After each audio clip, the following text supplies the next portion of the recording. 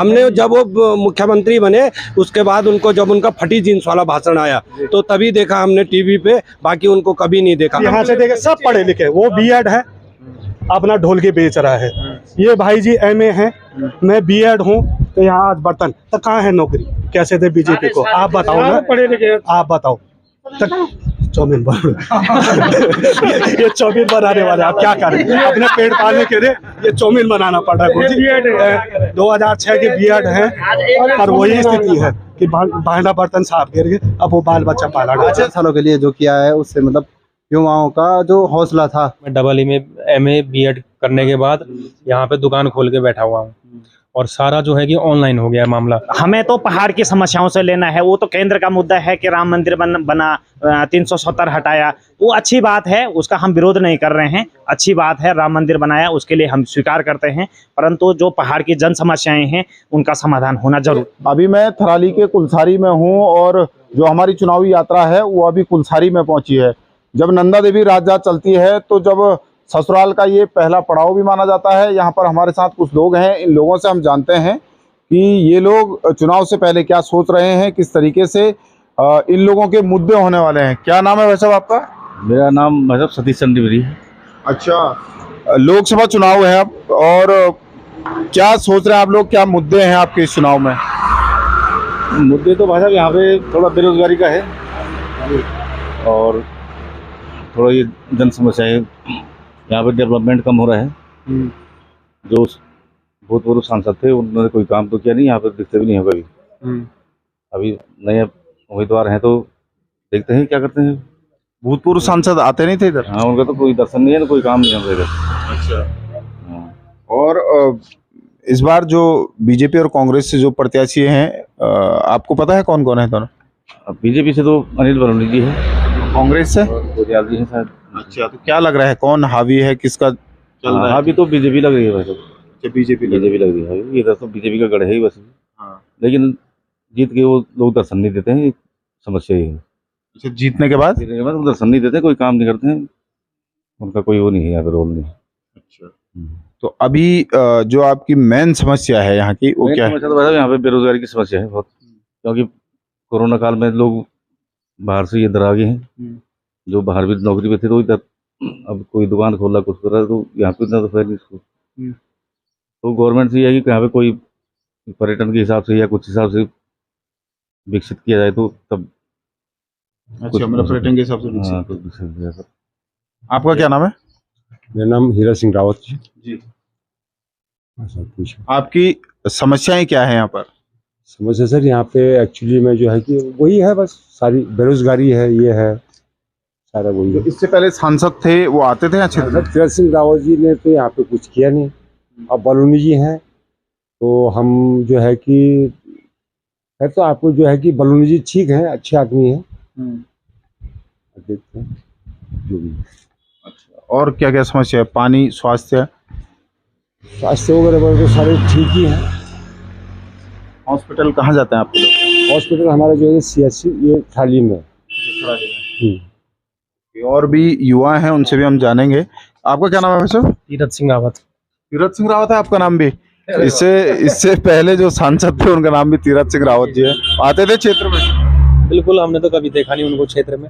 अच्छा, समस्याएं क्या क्या है यहाँ? समस्या सर मेन मुद्दा तो बेरोजगारी का है। अच्छा, आज की डेट में ये लगा लो, मैं डबल में एमए बीएड करने के बाद यहाँ पे दुकान खोल के बैठा हुआ हूँ और सारा जो है कि ऑनलाइन हो गया मामला, सब ऑनलाइन खरीद रहे हैं, हम लोग वैसे के वैसे बैठे हैं, 12-12, 14-14 घंटे की ड्यूटी कर रहे हैं दुकान में और बिक्री बट्टा कुछ है नहीं। तो सबसे मेन मुद्दा तो ये है कि बेरोजगारी का, और दूसरा जो है कि ऊपर से मोदी जी डिजिटलीकरण ज़्यादा कर रहे हैं, ऑनलाइन प्रोडक्ट ज़्यादा बेचा जा रहा है, बाकायदा वो डिफेक्टेड पीस हैं, उसका जो है कि रिप्लेसमेंट भी नहीं है। अमेजोन और फ्लिपकार्ट ने तो रिप्लेसमेंट के लिए मना कर दिया है और मार्केटिंग के हाल आप देख रहे हैं, पूरा सोना पड़ा हुआ है।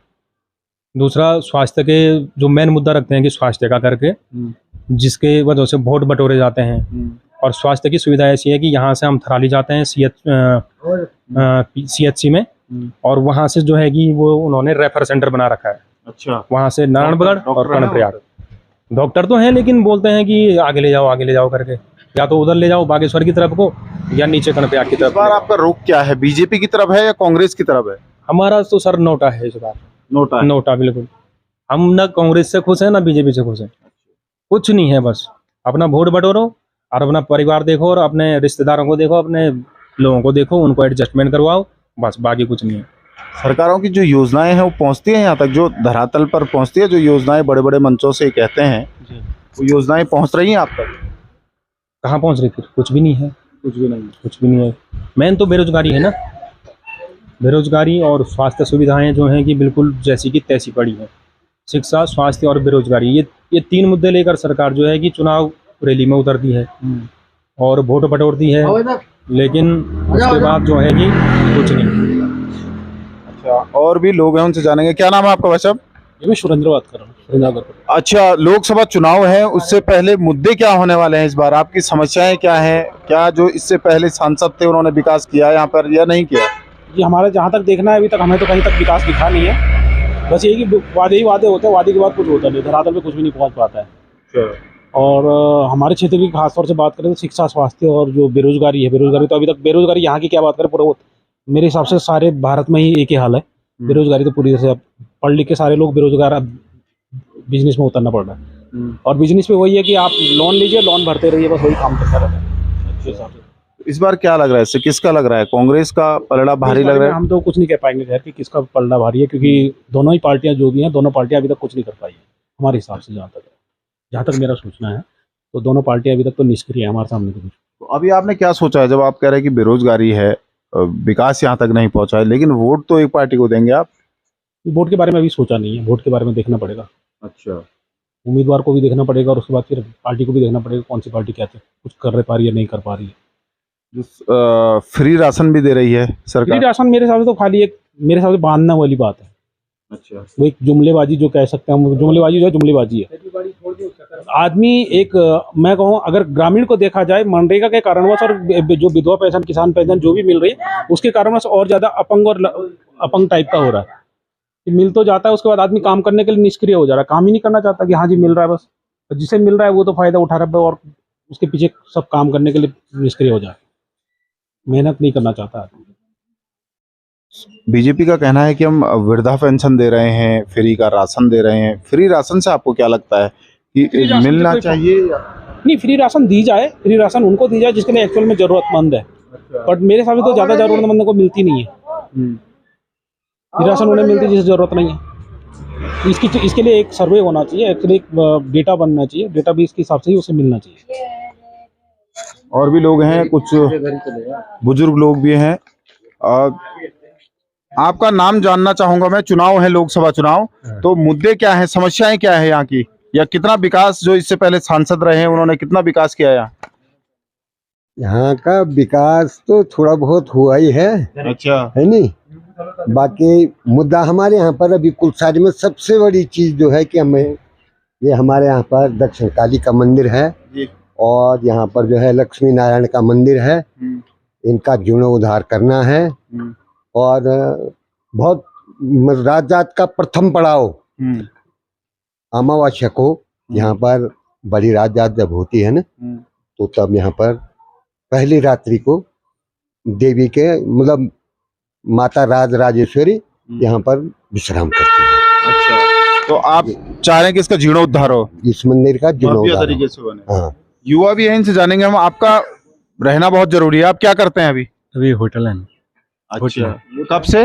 अभी 3-4 साल हो गए। वोट देते हैं, वोट करते हैं? तो क्या लग रहा है, किसका चल रहा है इस बार, किसको वोट करेंगे? बीजेपी। बीजेपी को। बीजेपी। क्या अच्छा लगता है बीजेपी में, क्या कौन सी योजनाएं बीजेपी की अच्छी लगती है आप लोगों को? बीजेपी की सभी योजनाएं अच्छी लगती हैं। कट्टर हिंदू है, कट्टर हिंदू हमेशा बीजेपी को सपोर्ट करते हैं। अच्छा, कट्टर हिंदू है आप लोग। और एक युवा और है, आपसे जानूंगा मैं। सुनो, क्या नाम है आपका? क्या करते हैं आप? मैं भी जॉब करता हूँ होटल में। अच्छा, होटल लाइन में। तो इस बार वोट किसको करेंगे आप लोग? सर हमारा तो बीजेपी है। बीजेपी है? बीजेपी का चलेगा। और भी हाँ, हॉस्पिटल की भी बड़ी समस्या है और हॉस्पिटल यहाँ पे है नहीं। यहाँ पर ये 15 किलोमीटर नारायण बगल में है प्राथमिक स्वास्थ्य केंद्र, और वैसे ही छोटा सा प्राथमिक स्वास्थ्य केंद्र 7 किलोमीटर थराली में है। और यहाँ पर जो है कि ये क्षेत्र करीबन इसमें 18 ग्राम सभाएं कुलसारी से लिंक है। क्या कर रहे हैं आप अभी? पढ़ाई करते हैं आप? पढ़ाई मैंने 12th पास किया है अभी। अभी मैं अग्निवीर की तैयारी कर रहा। भर्ती की तैयारी कर रहे हैं? हाँ। ठीक है। अग्निवीर योजना, अग्निवीर योजना वैसे तो डामाडोल स्थिति है, क्योंकि 4 साल से मतलब जो किया है सरकार ने कि मतलब कुछ टाइम के लिए कितने सालों के लिए 4 सालों के लिए 4 सालों के लिए जो किया है उससे मतलब युवाओं का जो हौसला था भर्ती में जाने के लिए, बॉर्डर पर जाने के लिए, वो टूट गया है पूरी तरीके से, मतलब बिखर ही गया है। तो आप सरकार को कुछ मैसेज देना चाहते हैं? क्योंकि ये तो उत्तराखंड है, यहाँ का हर घर से एक बच्चा फौज में होगा, पहले तो 2-3 है कई घरों से। कुछ मैसेज है आपका सरकारों के लिए?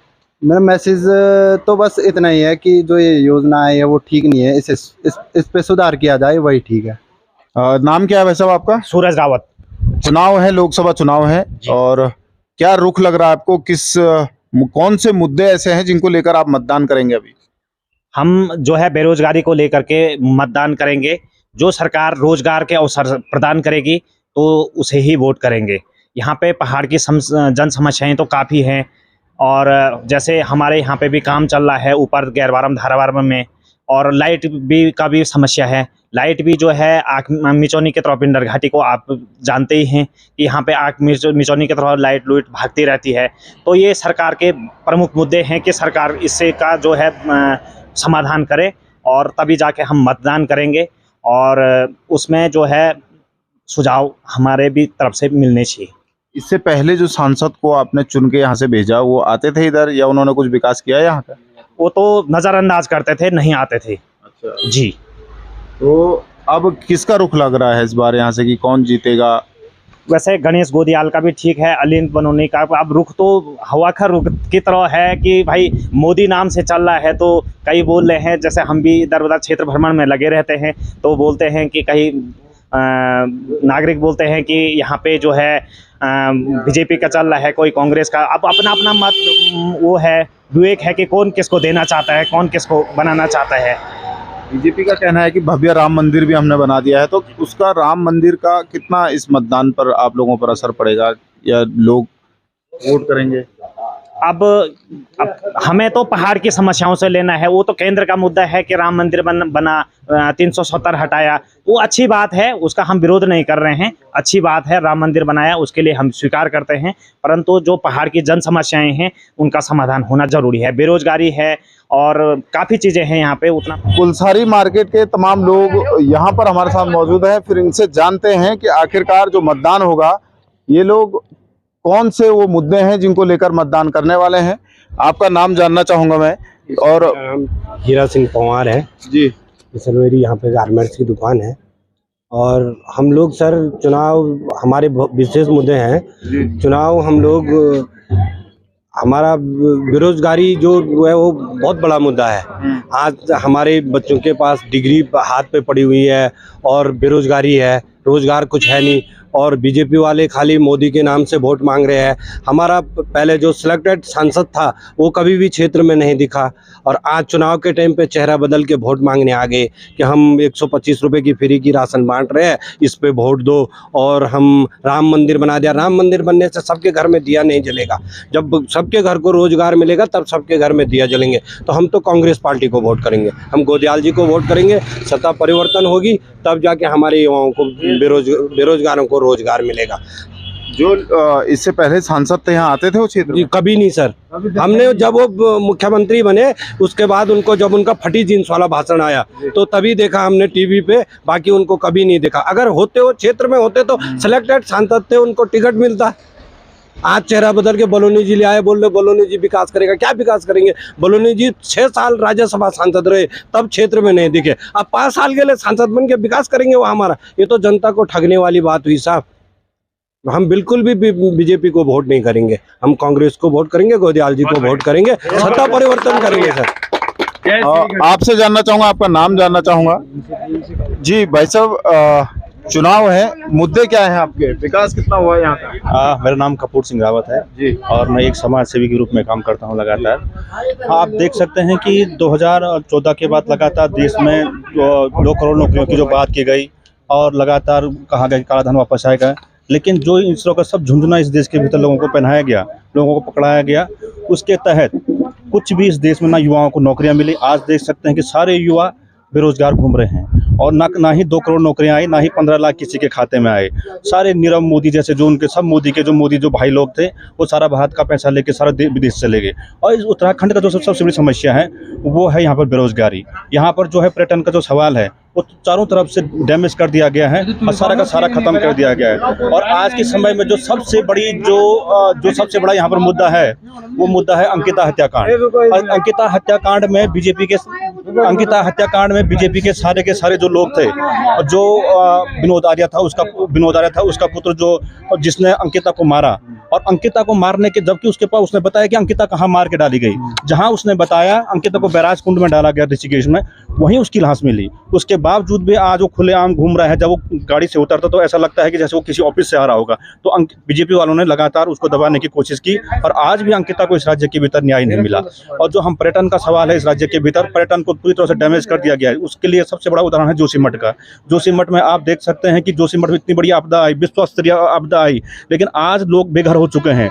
उनने कहा कि हम आपको घर देंगे, लेकिन ना ही घर मिला, ना ही नौकरियां मिली और ना ही 15 लाख लोगों का वापस आया इस राज्य के भीतर। और आज रोजगार का जो सवाल है, रोजगार जो 2 करोड़ नौकरियों का सवाल किया गया, उत्तराखंड में सबसे बड़ा जो नकल माफिया जो पकड़ा गया वो बीजेपी का था। वो बीजेपी में उसका नाम था हकम सिंह, वो उत्तरकाशी से आता है। उसने लगातार जितने भी इस राज्य के भीतर नौकरियों का वो धांधली की, उसमें सारे के सारे हकम सिंह पाए गए। और आज तुम देख लीजिएगा इस राज्य के भीतर ठेकेदारों और गलदारों की जो सरकार है, जो लुटेरों की सरकार है, राम के नाम पर जो वोट मांगी जा रही है, लोगों को फिर से एक झुंझुना फिर से पकड़ाया जा रहा है कि जिससे कि इस राज्य में इस देश में फिर से बीजेपी सरकार बनाई जा रही है। लेकिन हम ये कहते हैं कि हम इंडिया गठबंधन का समर्थन करते हैं और पूरा इंडिया गठबंधन के साथ मिलकर इस देश के भीतर इंडिया गठबंधन की सरकार बनाएंगे। बीजेपी तो कह रही है कि हम इस बार 400 बार, अब की बार 400 बार। देखिए, बीजेपी का एक नैरेटिव छट करने का एक बहुत शानदार तरीका रहता है कि वो पहले ही एक कोशिश करता है। उसके पास एक तरीका है कि जैसे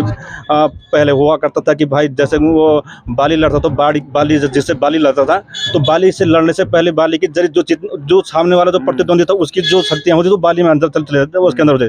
तो इस तरह की कोशिश इस समय में बीजेपी करती है। इस समय बीजेपी एक दंगाई सरकार है। इस देश के भीतर उसने सब जगह दंगा फैलाया है। उसने इस देश के भीतर जितनी भी लूट मची है, जितने भी करप्शन हुए हैं, वो बीजेपी सरकार ने इस राज्य के भीतर कराए हैं।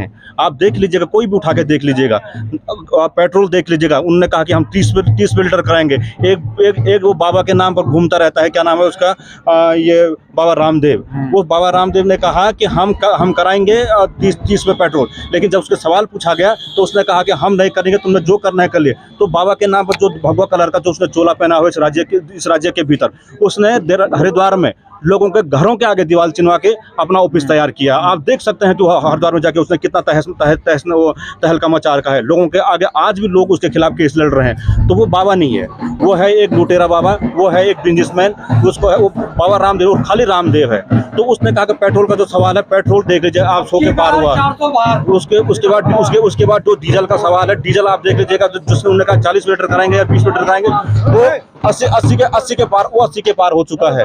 तो आज आप देख लीजिएगा, अगर मोदी सरकार ने इस 15 साल के भीतर एक भी मुद्दों को अगर पूरा किया होगा तो हम कैसे है ना, तो हम तब उसको वोट मिलेगी। लेकिन इस बार यहाँ की देश की जनता ने ठान लिया है कि जो 400 पार की बात कर रहे हैं वो -4 में जाएंगे, ये तय समझिए। आपका क्या नाम है और मानना क्या है आपका?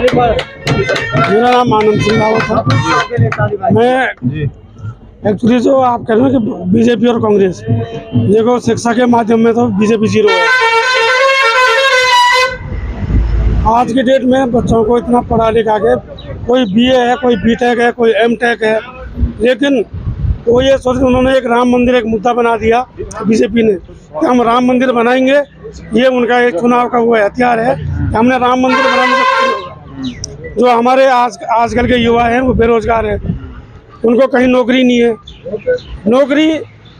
नौकरी के लिए सारे तैयार हैं कि हम करेंगे। यहाँ वो अपनी इधर से बोलते कि पेपर दो, फिर शाम को पता लग रहा है कि पेपर लीक हो गया। इसका मतलब वो पेपर लीक होने का कारण क्या है? तो हम तो ओनली फॉर कांग्रेस को ही वोट देंगे और बीजेपी को हम देखते हैं। इस राज्य के भीतर एक सवाल सबसे बड़ा शिक्षा का सवाल है। शिक्षा का जो सवाल है उस सवाल पर आप देख सकते हैं कि इस राज्य के भीतर 500 से 600 स्कूल है कुमाऊं में और 600 से 700 स्कूल है गढ़वाल में। प्राइमरी स्कूलों को बंद कर दिया गया है और शिक्षा के नाम पर इस राज्य के भीतर एक भी शिक्षण संस्थान नहीं खुले हैं। अब जो शिक्षण संस्थान खुले भी हैं उनको बंद कराने की कोशिश बीजेपी सरकार का है और प्राइवेटाइजेशन करने का जो शिक्षा का जो निजी करने का जो उनका एक संकल्प है, जो उसका सबसे बड़ा उदाहरण हरियाणा सरकार आप देख सकते हैं। हरियाणा सरकार ने कहा कि जो प्राइवेट स्कूलों में अपने बच्चों को पढ़ाएंगे उनको हम 500 देंगे। तो प्राइवेटाइजेशन करना इस राज्य के भीतर वो तो नहीं चलने दिया जाएगा। उसी के आधार पर यहाँ लोग वोट डालेंगे। और इस राज्य के भीतर जो महिलाओं के साथ अत्याचार हो रहा है, चाहे वो अंकिता हत्याकांड हो, चाहे वो जगदीश हत्याकांड हो, चाहे वो अन्य जो बोनपुरा जैसा जो हत्याकांड जो साजिश किया गया, बोनपुरा के भीतर उन्होंने युवाओं को लड़ाने की कोशिश की। लेकिन यहाँ के युवाओं का धन्यवाद करना चाहिए हम लोगों को कि जो युवाओं ने बिल्कुल भी सरकार वहाँ पुलिस और प्रशासन ने मिलकर बोनपुरा के भीतर एक दंगा फैलाने की कोशिश की और लोगों को मारने की कोशिश की और वहाँ एक आम हत्या लोगों बोनपुरा के भीतर इन लोगों ने किया। और इस राज्य के भीतर जितने भी स्कूल हैं, जितना भी जो पर्यटन का सवाल, खेती सबसे बड़ा सवाल है इस राज्य के भीतर। इन पहाड़ों में जितने भी बाहर के बंदर थे, बाहर के बंदर गुणी सब उठा के इन पहाड़ों के भीतर डाल दिए हैं। आप इस पहाड़ों के भीतर कोई घुस जाएगा तो देखेंगे आप जगह इंसान कम, गुणी ज़्यादा, बंदर ज़्यादा, जिसे हम लंगूर कहते हैं, हमारी बात गुणी का। तो आज जो समझ दिख रहा है तो वही बीजेपी के अंदर है। सारे जो कांग्रेस में जो जितने भी गुणी थे, वो गुणी बंदर थे, उनको कांग्रेस बीजेपी ने ले लिया है। तो इस समय में जो जितने भी करप्ट थे वो सब बीजेपी में चले गए इस समय में। उसका सबसे बड़ा उदाहरण तो गोपेश्वर में आप देख सकते हैं कि कौन अभी इस समय में गया जब जरूरत थी इस समय में।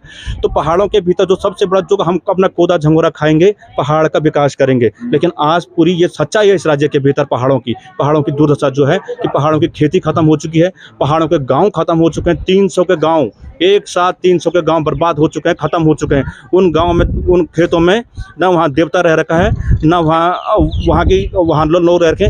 वहाँ की सभ्यता, यहाँ की सभ्यता, संस्कृति, यहाँ का पहरवार, यहाँ का खान पान, यहाँ की 10 सालों में सब के सब बर्बाद कर दिया गया है। और जो यहाँ के जितने भी सांसद रहे हैं, वो तीरथ सिंह तो ये तो पहले तो वो तीरथ सिंह यहाँ कभी दिखा नहीं हमें। तो वो जो भी है अपने ठेकेदारों के साथ, अपने लुटेरों के साथ, क्योंकि उनका अपना डंका बंका रहता है, जो भी रहता है उनका। लेकिन पहाड़ के नाम पर शिक्षा, रोजगार, पर्यटन, ये तो पूरी तरह से बर्बाद कर दिया गया। पूरी तरह से जो 2000 में जब उत्तराखंड की मांग हुई, उत्तराखंड बना, उस उत्तराखंड की मांग में पहली बार ये कहा गया कि हमारा उत्तराखंड बनेगा तो हमारी पहाड़ों की तरफ लोगों का लोग बढ़ेंगे, लोगों को गांव विकसित होंगे, गांव उजागर होंगे। लेकिन आप देख सकते हैं कि 2000 जिस समय 2000 में थी गांव की स्थिति, वो बहुत अच्छी थी। गांव खिले होते थे, गांव गलियां जो है बच्चों के किलकारियों से गूंजती थी, गाय बैल सब गौशाले सब आबाद थी। लेकिन आज वो गाय बैल सब वो पूरे गांव की जो गलियां हैं वो सब बर्बाद हो चुकी हैं, वो सब वीरान पड़ चुकी हैं। वो हमारी घर की भाषा में कहते हैं कि बांझ पड़ी। तो हमारे गाँव में होता है कि घर में ताला लगना सबसे बड़ी गाड़ी है। तो आज पहाड़ों में जाइए, गाँव के भीतर जाइए तो सब जगह ताला लगा हुआ है।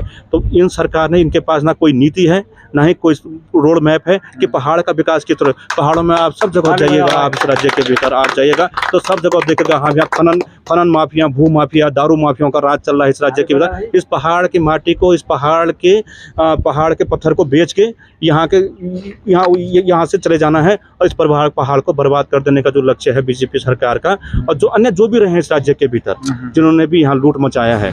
तो इस बार लोग सोच समझ के वोट देंगे। 400 पार तो नहीं होगा, -4 में जाएगा। धन्यवाद।